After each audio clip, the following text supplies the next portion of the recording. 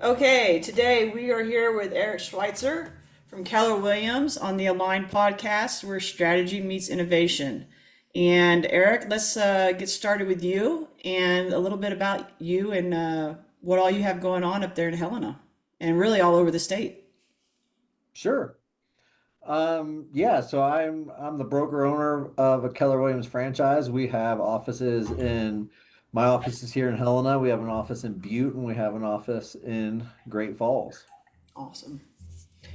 Yeah, I personally worked with Eric in the past. He was my boss and fantastic boss, I might add.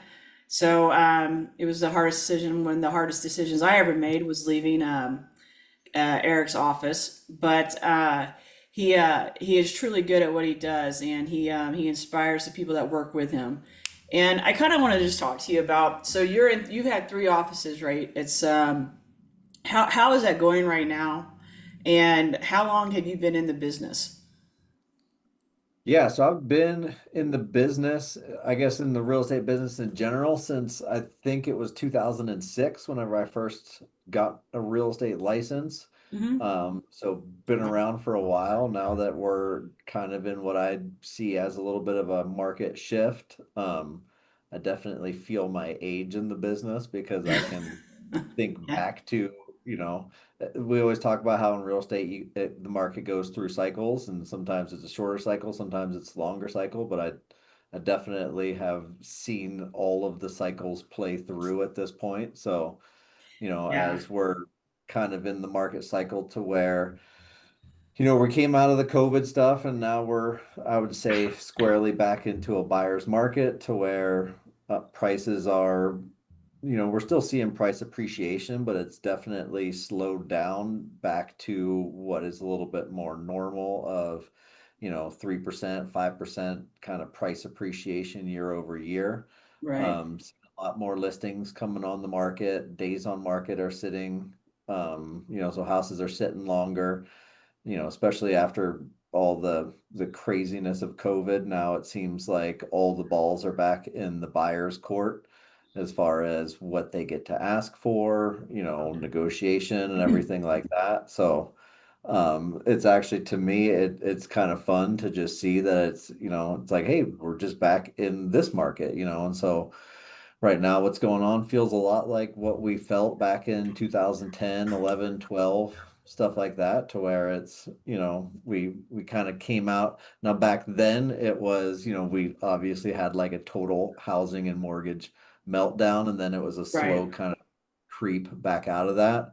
I don't see anything that's indicating any kind of a housing market crash or anything like that, but really what we saw was extremes of supply and demand with us in Montana. It was, COVID happened, the whole world shut down. People had the ability, like no other time that I've noticed, to start working remotely. And that's where, shows like Yellowstone didn't do us any favors around here, to where people started moving in like we've never seen before. And really, what that did was just put an extreme strain on the housing market as far as there wasn't enough listings to go around. And, whenever the supply is extremely high and or the supply is extremely low and the demand is extremely high, that's where we're going to see those housing prices get totally out of whack.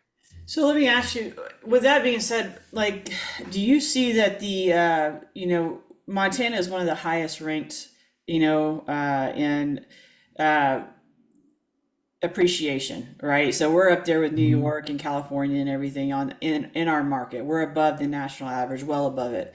So, and do you think that's really kind of what led to that was the combination of you have your TV series and your promotions of Montana that have happened over the last 3 to 4 years, but you've also had COVID too. So do you think it was just a combination of everything together that created, where it's at now? And do you think anything would really knock it down? It's the to knock it down is, I think that's what we're feeling right now, you Hmm. know. So I don't, like I said, I don't anticipate anything, and we've not seen anything with, any kind of extreme Yeah. price corrections going in the opposite direction. We're just seeing more of a normalized, throughout history, you can track this stuff back and see that there's generally going to be like a 4 to 7% price appreciation year over year, trend Right. line. They'll have times where it goes above that and times that are below that, but that's kind of where things always normalize. Right. Um, Montana is an interesting market because you're down in Bozeman, which is a Hmm. lot different than Helena. So we have the markets like the Helena market that is just a little bit, we kind of plod along. We Right. don't get extreme bumps, we don't get extreme dips in the market to where a place like Bozeman, Missoula, Whitefish, Big Sky, Red Lodge, more of those more destination areas, they'll probably feel the extremes a little bit more, partly because of just, the allure of those areas. Yeah, we're And feeling it here. I'm seeing a lot of window shopping, not a lot of triggers being pulled, as far as, go ahead and signing those contracts and making that decision to buy. I mean, we are in some situations, but there were the buyer um, really is able to negotiate a lot with the seller. Like the sellers are Mhm. making a lot of concessions in order to make that sell. Yeah, yeah. And Unfortunately. I think a lot of this that we're seeing right now, it's, sometimes it depends on how long people have been in the housing market, as Mhm. far as, how long they've lived in Montana or how long Right. ago that they made a purchase here. And then a lot of times it depends on the agents and how long they've been in the business as well. But I mean, what we're seeing right now, I think are signs of a good, healthy real estate market. The hand shouldn't be tipped too far to one side or the other as far as buyers or sellers. There should be a healthy amount of inventory on the market. So that way, Mhm. if a seller is, being unrealistic on negotiating, say, inspection items or something like that, it should be the ability of a buyer to say, you know what, there's other houses out there that fit my criteria as well. So, Right. And there's a balance that the market trying to, lean towards as much as possible. And it really tipped into the seller's, wheelhouse during the last several years, or prior to this last year. So I think that's Mhm. kind of balancing back out is what we're seeing here. How do you feel the market is in Helena? I know it is the capital of Montana. And, what Mhm. is, 3 years ago versus this year, where are you seeing significant changes? I think a lot of it is just in the inventory in general. Hmm. We're still seeing price appreciation, but we're multiple hundreds of thousands of dollars on the average sales price behind a place like Bozeman or Missoula. Right. So we didn't get the extreme, but it's all relative to the market. Through those Yeah. COVID years, we did see 30-40% price appreciation. So it is a little bit wild when even in a place like Helena that is, generally a little bit more of a blue collar, Right. kind of town. A lot of people have state jobs, federal jobs, and to now see to where if you can't find a first time home for less than $300,000, it It's can be rough. tough. Yeah, it really is. And I think we're kind of starting to see that play out in the market, at least here in Montana, anyways, is what I'm seeing. And that it's a problem that we need to address for first time home buyers because they've got to be able to, it's affordability and Hmm. the cost of living. And Yeah. yeah, And sometimes it comes down to, I'll say kind of the bureaucracy of how quickly we can get subdivisions approved and put in. Right now there's some issues with how small we can make lots, and so that impacts, what the density can be. We have issues with, the ability to drill new wells, and so at times where subdivisions need to be going in, there's not always the infrastructure there as far as water, sewer, city streets, and everything like that. So that slows everything down. And then, all that stuff is, we look at like lead and lag measures. Well, if there's a lead measure of there's a whole bunch of people moving here and now we have an extreme need in order to get a new subdivision put in. Well, from the time somebody says, "Hey, I'm going to purchase this piece of land and we're going to develop it," and let's say that we can put, 200 home sites on it. Well, from the time they buy that land and start the development, it might be 3 years or 5 years Right. until they can actually get the first buyer into a home, right? And so think about it. If they started that in 2021, well, now they may be able to start housing people in 2026, and now it's a completely different Market. housing market altogether. Yeah, you don't have the influx of buyers that you were having. Do you ever think that Montana will have that influx again, like it did? I mean, I would, my inclination would say no, but I would, if you would have Stranger asked things me have happened. January of 2020, if I see anything that, if I could see COVID coming. And so I do Right. think it was kind of the perfect storm of it. I think in general, Montana's housing market was probably a bit suppressed for longer than what other, areas had been. Well, And it take me was back to like kind of, 2017 and 2018. I mean, you weren't having the issues of density. You weren't having the issues like Manhattan's at max capacity on there. Their, mhm, their just their sewer and water systems and just their all their systems. They're maxed out, right? So, like, that wasn't an issue back then. So that's had mhm, a very significant effect on how people move forward. With like what you said with the bureaucracy, I can't talk today of it all, and it really has changed significantly in the last 7 or 8 years, has it not? mhm. Yeah. Yeah, I would think so because I mean it put a strain on kind of all the systems that, All at once, yeah. nobody was really prepared for. No, I don't think And anybody was prepared for these. This it was like a storm. yeah. Yeah, Well, yeah, and I think the unique thing about COVID was that, yeah, there was some of the Hollywood type that, people were now exposed to this place called Montana, but right. it also the fact that so many people had the ability to work remotely, that gave them the ability to move here because, we're smaller towns, there's not huge tech jobs, there's not huge industry here. And so to where in the past it was a lot of, well, it would be great to move to Montana, but if I did, what would I do there?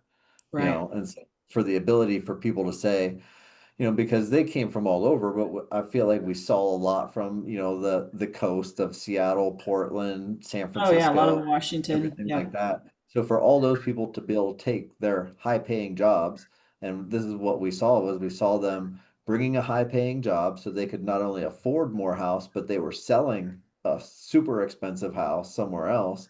And Hmm. that's where they were able to come. And whenever there was very little inventory, I mean, you remember we were seeing people, they were buying sight unseen for sometimes Yeah, $150,000 over asking price. And they're like, well, Amy, I'm not even going to move there for like 6 months. So just tell the seller if they accept my offer, I'll just let them stay in the house for 6 months. They don't even have to pay me anything. And, yeah. I think and at so, one and that time, was stuff we had never seen that kind of thing before. no, I think at one time Ryan told me that he had like 30 or 40 clients during in 1 month. Like it was in Mhm. contract. That's a lot in a small town in Montana. Yeah. That's Yeah. crazy. And what we're seeing now is there are people that are, either moving out of Montana that came in during COVID, or they bought in such a rush and had such a need that they bought a house that maybe now doesn't fit their needs. And so now whenever they're going and those people are selling their houses, They're those are taking a hit actually too. people that their mindset is, okay, whenever I bought my house and I moved here, we had to look at 30 houses. We wrote offers on, 25 of them. We were rejected on 24. We got the one, but we didn't have any contingencies. We didn't have any inspection or anything like that because we found out through the process of elimination that, if we wanted a house, we had to kind of make all these concessions up front. And so if that was somebody's reality in 2022 and now they're selling a house and they bought that house and they essentially, nobody really pays attention to the real estate market other than realtors on a day-to-day basis, Right.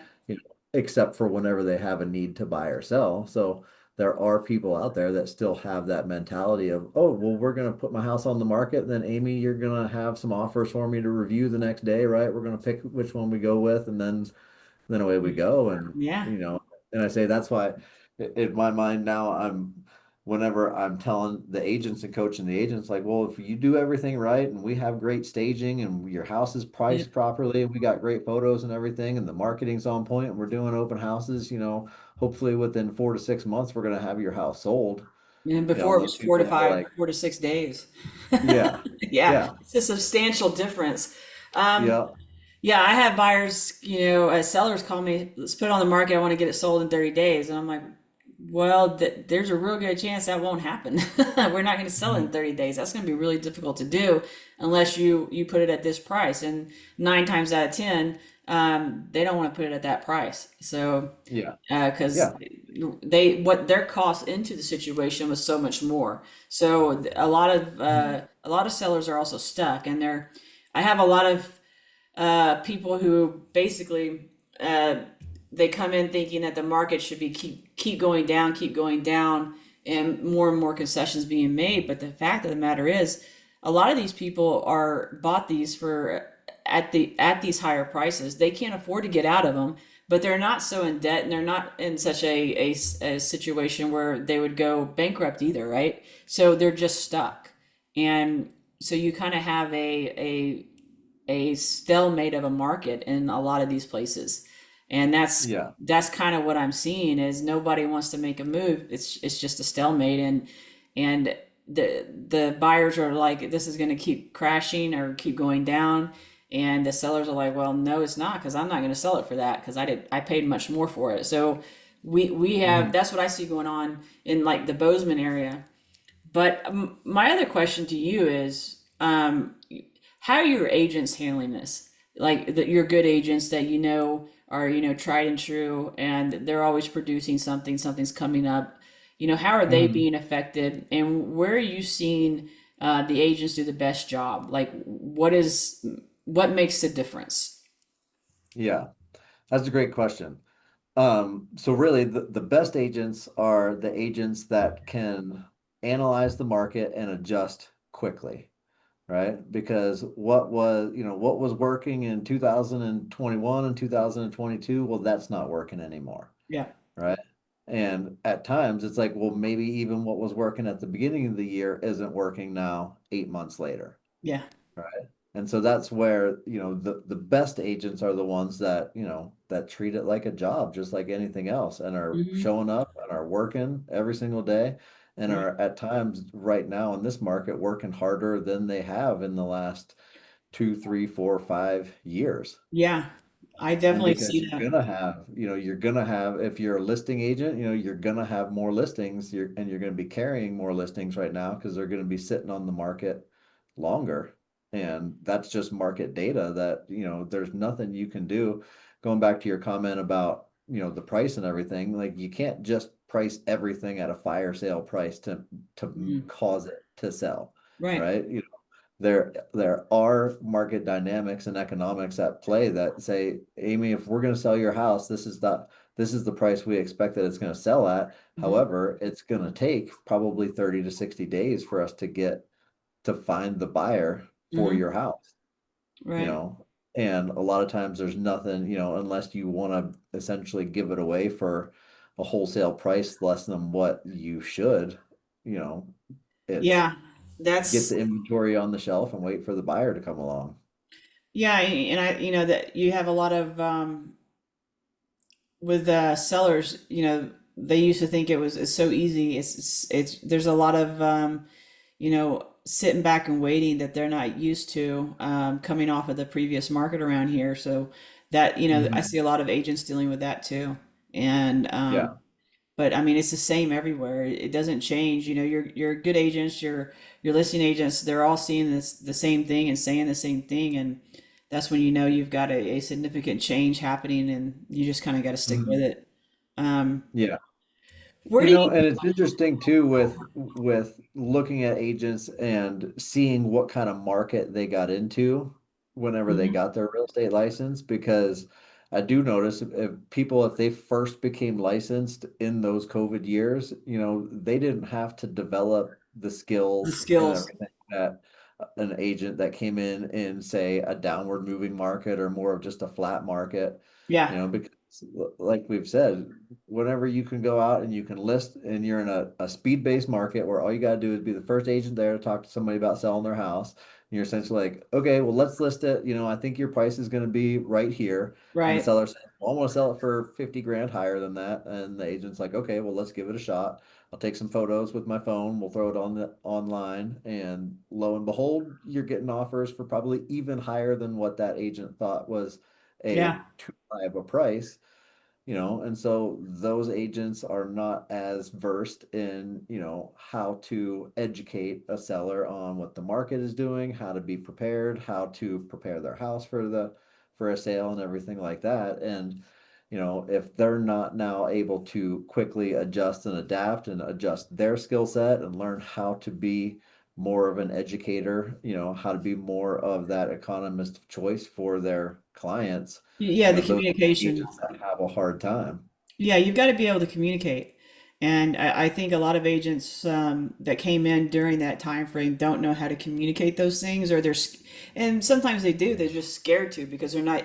They didn't start out doing it that way. So you have that fear gauge that kind of goes up when they're dealing with a client that's not happy with the current results, right?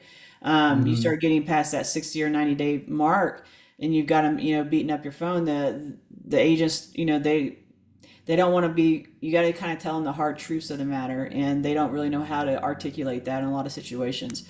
And it's unfortunate, but it is, what is happening. And with the buyers before, I remember when I had come into the real estate market, uh, buyers they weren't like they were during COVID, but they were pretty decent. You could push them along and get things done. And now you have to follow up. You have to stay continuous on them. Whereas before they were calling you a lot more. Now you've really got to reach out a lot more, and a lot of agents Hmm. don't know how to do that either, or don't want to do that. So you have, Yeah. yeah, kind of a double-edged sword there. Um, Yeah. And so, then I was just going to add the challenge with that market with, particularly with buyers right now too, is the fact that when you literally have new inventory coming online every single day, mhm. and you have buyers that, let's say they were out and they look at 10 different houses before they decide on one. Well, and then they're getting an inspection done and maybe the inspection items didn't come back all as rosy as what they thought. And in the meantime, now there's been five more houses that come on the market that they have interest in as well. It can be hard to keep people moving forward and motivated on the one house when they're like, oh, I know we're under contract on this, but this other house just popped up and we might like this one even more. Right, yeah, and they're just bouncing around all over the place, and they're bouncing you around all over the place, and it makes it really difficult to lock things down, and it just kind of becomes a kind of a merry-go-round, so to Yeah. say. And Yeah, then it becomes frustrating for sellers too, because, let's yeah, say that, because they think they have their house sold and then, somebody right. says, okay, we're going to have an inspection and these are the things that we're unhappy about. And the seller says, okay, well, we'll get those fixed for you. Then the buyer's like, you know what, we're going to terminate anyhow. Yeah. The Yeah, sellers it's are like, very okay, frustrating for sellers. I see the most frustration with sellers right now myself, in that exact situation happening more so than not.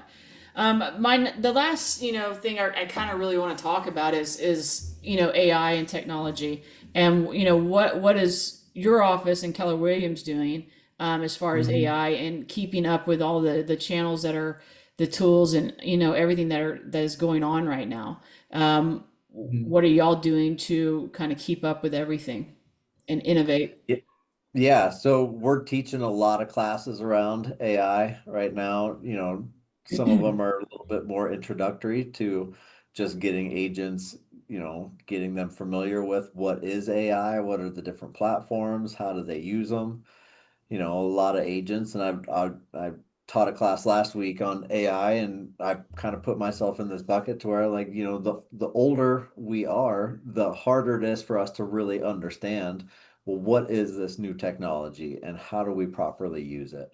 Hmm. And I even joke on myself, I'm like, I use it improperly because I kind of at times I use ChatGPT as simply a one for one replacement for Google when Yeah, so much more. that's not even tapping into a little bit of the capability of it. No. But really, we're just, we're trying to get them educated. We're trying to help them see because I do, and I was thinking about this morning, I see this as just another huge change in the industry, not unlike whenever the MLS books went away and all the listings then moved online and agents went from, hey, people Yeah. had to go to a real estate office because that's where all the information was. And then this thing called the internet comes along, and now all the information is available on the internet, and we saw agents at that time that were like, I'm not going to deal with this change now. Like, I'm getting out of the business. Right. And Well, this is another big change because, if they're not learning really how AI works or what you could do or how you can put AI to work as an assistant for you as an agent in the business. it's so huge, Eric. I started this AI company, Centra AI group, because I want to partner with people to help implement AI into their businesses, whether it's agent, brokers. I do contractors, subcontractors, wherever I can help people and enlighten them and help them implement AI and bridge that gap that they're of understanding, and Mhm. the resources. So like even 6 months ago, and I say this just about I think on every podcast I do is 6 months ago I had 10,000 AI tools at my disposal. Now, as of our last week's update, I have 41,000. That's Mhm. and that's crazy. So the ability to where you can go in, and I have a small team that I put together where we go in and we do integrations. So we set up web flows and API integrations where we're connecting all these things together where they all run off of one operation, and it just takes the place of hiring out assistants and VAs and different things that real estate agents have to do in order Mhm. to get things done. It does it so much more streamlined and real time for you. And Yeah. those things, people don't realize how fast that's moving and how quickly and dynamic it's growing. It's really quite something, and it's very empowering Mhm. for companies. And I think that I do this. I like to do this podcast because I like to bring awareness to it and offer people solutions. But I also, I just find it absolutely fascinating. And like you said, when the internet hit the market, right, back in the day, it changed everything. And the reason I decided to get involved and become part of this was because I saw and I see the dynamic changing so Mhm. much. So I wanted to kind of be part of that because I find it kind of innovative and fascinating. So, Yeah. and as you know, I like solving problems and getting out there and putting myself out there and helping provide solutions and moving that bar forward for people in general. And I just thoroughly enjoy it on top of everything else. But it is going to change everything, just like the internet did. And Yeah. it's going to be, you have your exponential growth when the internet came out. I think it's going to be even more. I think it's going to go like straight up and not a gradual Yeah. with AI. So I definitely think it's real and it's happening. It's happening at a much faster pace than I think anybody really knows. Right. But I was Yeah. just curious as to what you guys were doing. I know Keller Williams tries to be on the front of innovation. They Hmm. try to do that all the time. Yeah. And I was just seeing if you had any updates and how your agents were adjusting and how you as a broker are adjusting to the competition and how brokers across the country are really adding AI into their systems to benefit their agents and benefit their overall model. Yeah. Yeah, and I think in some ways, this is why we like living in Montana because at times we're behind the curve and, Right. people don't necessarily lean into everything. But, you No. know, it's good to be able to look and to learn from a huge network that we have in Keller Williams Yeah. to see, how are other people using it? What are they doing? And people that are from anybody that doesn't even know what AI is or how they would use it to people that are like, AI is going to change the world and we're the ones that are changing it along with it, Right. you know. Yeah, And it was so designed to be what a it looks tool. like, what's that? It was designed to be a tool to help us. And a lot of Hmm. people are scared of it. They don't know really what to do. They're like, "Oh my God, it's going to take over the world." It's really wasn't designed that way. It was designed to make things easier and to make things more streamlined and flow in industry. Hmm. And it was actually, honestly, it was designed, in my opinion, because I have done so much research on this. In my opinion, it was designed to give us more time, to give us more freedom. Yeah. And Yeah, the if monotonous tasks that you do on a right, regular basis, day to day, to build those automations and to have them to where they can work essentially flawlessly to where, together, human, yes, not to say that like the AI isn't going to make mistakes, but like, as it right, learns, it's going to get better and better to where, if you have a human doing the same task over and over again, well, maybe they're having a bad day. Maybe their mind's thinking about something else and they miss right, little things. And that's where, I do think that perfection part of it is going to be worked out. But, it's again, just like I said with agents of how quickly they can adjust to the housing market. It's, well, how quickly can they adjust and learn and implement this new technology and put it to work for them, rather than being afraid, oh, is this going to come and take my job? It's like, well, how can I make this get some jobs off of my plate so that then I can either get some right. time back or I can grow my business more or Yeah, whatever it is. yeah, It's going to it solve allows you problems. to and essentially invest into yourself and your operations for a lot less than what it would cost to hire people and do it for you. And again, it's the tedious task. It's the follow up. I see AI doing a lot of things in real estate that will make the follow up, the whole process more streamlined and simple for the client and buyer, relationship. And I think that's what's so important is we still need the human interaction. We have to have that. Like that is Hmm. that is everything. Because people don't want to work with a robot all the time naturally. I mean, they might Hmm. in 50 more years, but they certainly don't right now. And for some time, but there's so many tools out there that make work life so much easier if you're able to utilize them and implement them. And my team we have the HI and AI, and where human intelligence meets artificial intelligence, and we just sit there and we implement it and we kind of oversee it and keep eyes on it, where we don't have those errors, we don't have those snags in the system. But also, as it improves and as it rolls out, we keep improving it with the agent and whatever, or the broker, whatever the case is, where the functionality keeps up with the market and what they're trying to do and the growth that they're trying to create. And that's really, what we're about, essentially. Hmm. Yeah.